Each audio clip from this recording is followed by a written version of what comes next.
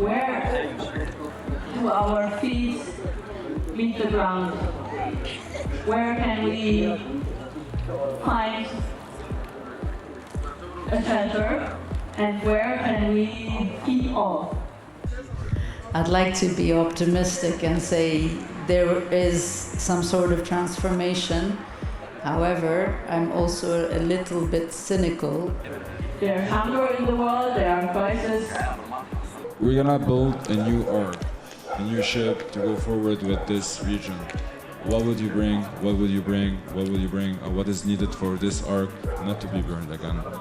It's just about caring for what we have around us and what we put into our mouths and how we treat one another. Which is somehow related to the Lebanese heritage. We are going back to the way how our grandfathers used to live. From a really big heavy industry to provide a new industry that is really lightweighted. How is the consumer reacting to it? How is the rest of the world reacting to it? The truth is that industry today can save us and nobody is talking about it. This is a step forward and not a step back.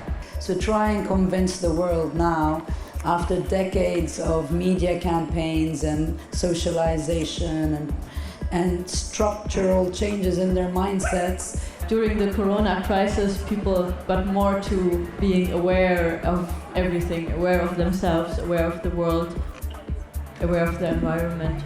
That we're finally realizing that we had the answers all along. We should just go back and discover what was taught to us by our heritage.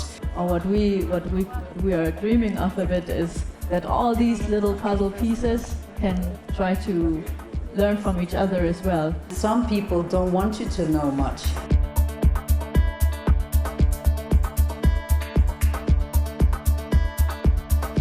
What drives us forward?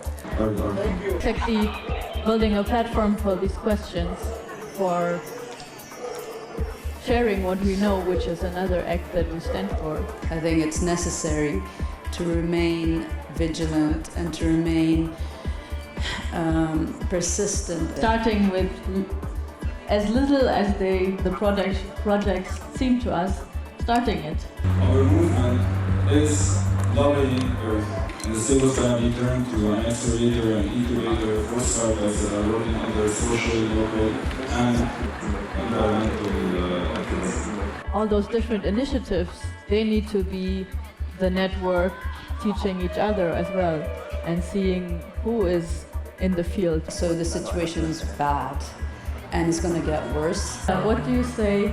Do you see actually this movement, this moving of the people, or is it just a romanticized view?